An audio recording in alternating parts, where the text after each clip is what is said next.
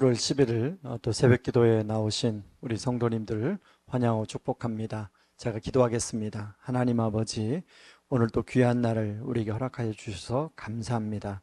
오늘 하루도 말씀을 듣고 또 이 말씀 붙들고 기도로 하루를 엽니다. 오늘 하루도 우리 성도님들과 함께하여 주시옵소서. 예수님 이름으로 기도합니다. 아멘.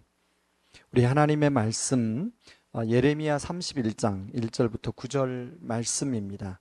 제가 읽겠습니다. 여호와의 말씀이니라. 그때에 내가 이스라엘 모든 종족의 하나님이 되고 그들은 내 백성이 되리라.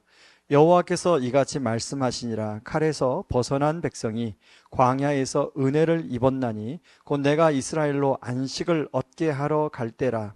옛적에 여호와께서 나에게 나타나사 내가 영원한 사랑으로 너를 사랑하기에 인자함으로 너를 이끌었다 하였노라. 처녀 이스라엘아, 내가 다시 너를 세우리니 내가 세움을 입을 것이요 내가 다시 소고를 듣고 즐거워하는 자들과 함께 춤추며 나오리라. 내가 다시 사마리아 산들에 포도나무들을 심되 심는 자가 그 열매를 따기 시작하리라. 에브라임 산 위에 바수꾼이 외치는 날이 있을 것이라. 이르기를 너희는 일어나라. 우리가 시온에 올라가서 우리 하나님 여호와께로 나아가자 하리라. 여호와께서 이와 같이 말씀하시니라. 너희는 여러 민족의 앞에 서서 야곱을 위하여 기뻐 외치라. 너희는 전파하며 찬양하며 말하라. 여호와여, 주의 백성 이스라엘 남은 자를 구원하소서 하라. 보라, 나는 그들을 북쪽 땅에서 인도하며 땅끝에서부터 모으리라. 그들 중에는 맹인과 다리 저는 사람과 잉태한 여인과 해산하는 여인이 함께 있으며 큰 무리를 이루어 이곳으로 돌아오리라. 그들이 울며 돌아오리니 나의 인도함을 받고 간구할 때에 내가 그들을 넘어지지 아니하고 물 있는 계곡의 곧은 길로 가게 하리라. 나는 이스라엘의 아버지요 에브라임은 나의 장자니라. 아멘. 사람이 살다 보면 고난의 시간을 맞이하고 고난을 통과할 때가 있습니다. 이럴 때 일반적인 사람들은 힘든 시간을 보내게 되죠. 낙심하기도 하고 누군가를 원망하기도 하고 깊은 우울 가운데 갇히기도 합니다. 이런 관점에서 예레미야는 눈물의 선지자라고 부를 만큼 조국 이스라엘이 가장 어렵고 힘든 때 하나님의 말씀을 대언해야 되는 그런 선지자였습니다. 뿐만 아니라 예레미야 애가를 보면 자신이 선포한 대로 멸망당하는 자신의 조국 이스라엘을 바라보며 애통해하는 예레미야의 모습이 나옵니다. 정말 눈물 없이는 그 광경을 바라볼 수가 없었기에 예레미야는 통곡하며 눈물을 흘립니다. 그렇지만 예레미야는 그런 상황 속에서도 낙심하지 않습니다. 바로 그 이유는 멸망의 선포의 메시지와 함께 받은 회복에 대한 약속의 말씀이 있었기 때문입니다. 오늘 우리가 읽은 예레미야 31장 1절부터 회복의 메시지가 나옵니다. 1절은 이렇게 시작합니다. 그때에 내가 이스라엘의 모든 종족의 하나님이 되고 그들은 내 백성이 되리라. 광야에서 은혜를 입게 하며 이스라엘로 안식을 얻게 할 것이라고 말씀합니다. 4절은 내가 다시 너를 세우리니 내가 세움을 입을 것이다 라고 말합니다. 그리고 이어서 북이스라엘의 사마리아의 산들에 포도나무를 심어 그 열매를 따먹게 될 것이다 라고 말합니다. 에브라임 산 위에서 파수꾼이 외치는 날이 있을 것이라고 말합니다. 북이스라엘의 회복을 예언한 말씀이죠. 그렇다면 하나님은 왜 이 말씀을 예레미야에게 하신 것일까요? 여러분, 이스라엘의 멸망의 메시지만 선포되면 그 메시지를 들으면 사람들이 낙심하고 좌절할 수 있기 때문이었습니다. 사실 고난이 올 때 누군가 와서 너는 이 고통이 끝나지 않을 거야 라고 말한다면 우리는 얼마나 힘이 빠지고 낙심이 될까요? 사실 그런데 저와 여러분이 고난을 통과하여 지날 때 사단은 우리 마음속에 그런 부정적인 메시지를 심어줄 때가 많습니다. 그리고 정말 상황도 그렇게 흘러가는 것처럼 느껴질 때 우리는 더욱 낙심에 빠지게 되죠.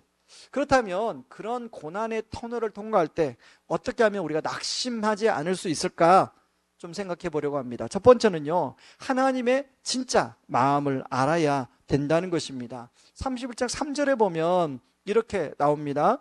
옛적에 여호와께서 나에게 나타나사 내가 영원한 사랑으로 너를 사랑하기에 인자함으로 너를 이끌었다 하였노라.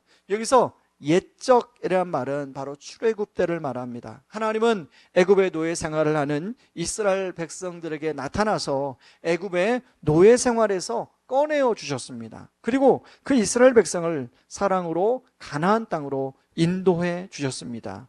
여러분, 그 내용이 신명기 7장 8절과 9절에 좀 더 자세하게 나오는데 제가 읽겠습니다. 여호와께서 다만 너희를 사랑하심으로 말미암아 또 너희의 조상들에게 하신 맹세를 지키려 하심으로 말미암아 자기의 권능의 손으로 너희를 인도하여 내시되 너희를 그 종되었던 집에서 애굽 왕 바로의 손에서 속량하셨나니 그런즉 너는 알라 오직 내 하나님 여호와는 하나님이시오 신실하신 하나님이시라 그를 사랑하고 그의 계명을 지키는 자에게는 천대까지 그의 언약을 이행하시며 인애를 베푸시되. 그러므로 3절의 하나님의 말씀은 하나님의 진짜 본 마음이라는 것입니다.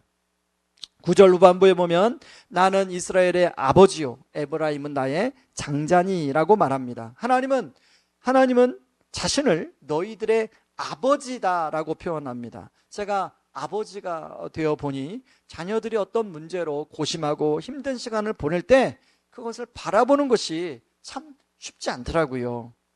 아마 다른 분들도 마찬가지일 것입니다. 이런 측면에서 사실 이스라엘 백성을 바벨론에서 멸망당하게 할 때 가장 마음이 아프셨을 분은 하나님 아버지이실 것입니다.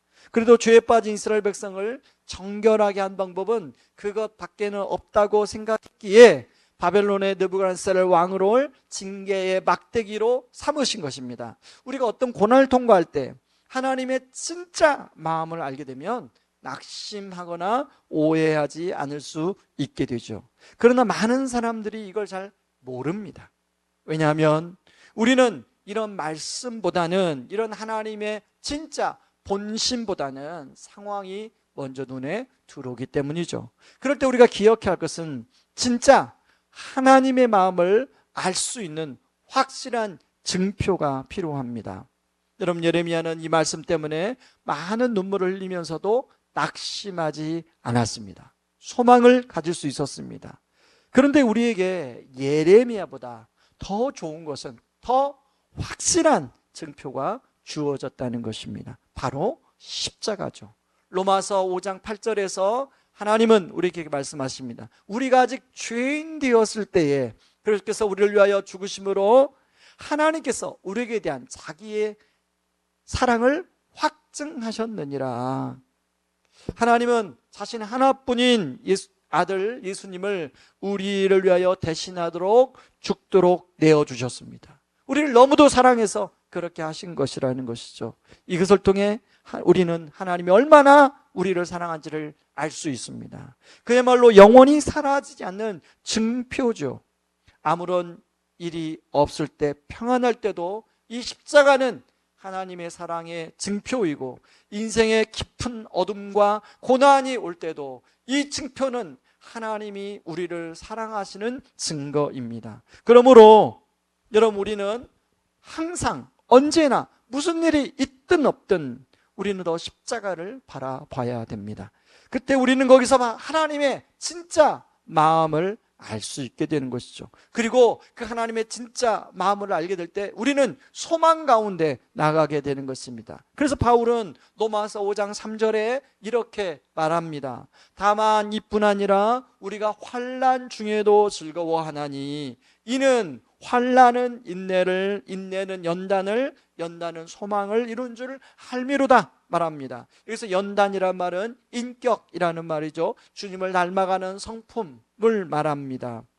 의심하고 우리가 오해하고 넘어질 때가 많죠. 바로 그때 바라봐야 할 것이 십자가입니다. 힘들고 지쳐 낭망하고 넘어져 일어날 일 전혀 없을 때에 조용히 다가와 손잡아 주시며 나에게 말씀하시는 그 주님, 너는 내 아들이다, 너는 내 딸이다, 나의 십자가 고통, 해산의 고통으로 내가 너를 낳았다라고 말씀하시는 하나님 아버지의 본마음, 그 본마음을 우리가 알아야 된다는 것이죠. 바로 그 본마음은 사랑이십니다.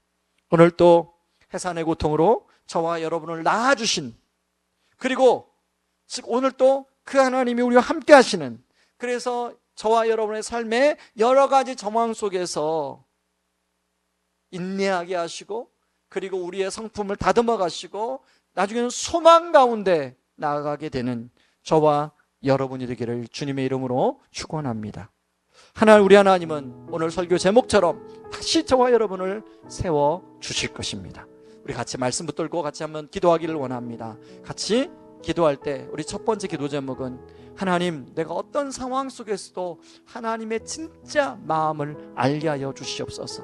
하나님의 그 진짜 본 마음을 알 때, 우리는 상황을 바라볼 때가 많은데 상황을 바라보지 아니하고 기록된 하나님의 말씀, 그리고 영원한 증표이신 십자가를 보게 하여 주셔서 하나님 어떤 상황 속에서도 하나님의 사랑 가운데 거하게 하시옵소서. 환난은 인내를, 인내는 연단을, 연단은 소망을 이루는 그런 은혜가 우리 안에 지속적으로 이루어지게 하여 주시옵소서. 우리 같이 한번 기도하며 나갑니다. 같이 기도하겠습니다. 고마우신 하나님 아버지,